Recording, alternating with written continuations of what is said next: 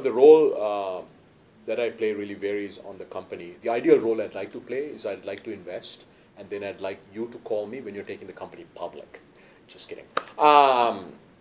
So I don't have a lot of time. So and now I have a decent sized portfolio. So I really don't have a lot of time. So what I like to do is I'm on call, right? When startups need help from me, they call me. There are some cases where I do get involved where I feel either I can add value or I'd like the startup to take a slightly different direction. But there are 3 or 4 areas where the little bit of time I do spend with startups, I tend to spend.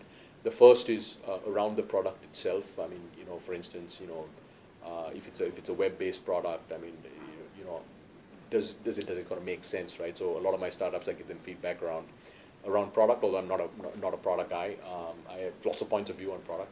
The second is really around digital distribution, especially for internet, mobile, SaaS companies. I mean, that's probably a topic I know a fair bit about. So in terms of how do you think about distribution, what are the channels, how do you think about CPA versus lifetime value, etc.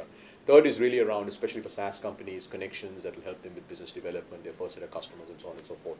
And then the fourth one really is team building. So several of my SaaS companies now have executives that used to work with me either at Dell or Microsoft or whatever, and they tend to actually add a lot of value, right, in sales, marketing, BD, technical, and so on and so forth. And then finally, when you get up to Series A, I try to be helpful to the companies by connecting with the right set of VC. So those are the types of things that I tend to be helpful in, but a lot of it almost entirely on demand, right, where startup needs help, they call me because I don't have time to follow up every day or every week and find out how things are going.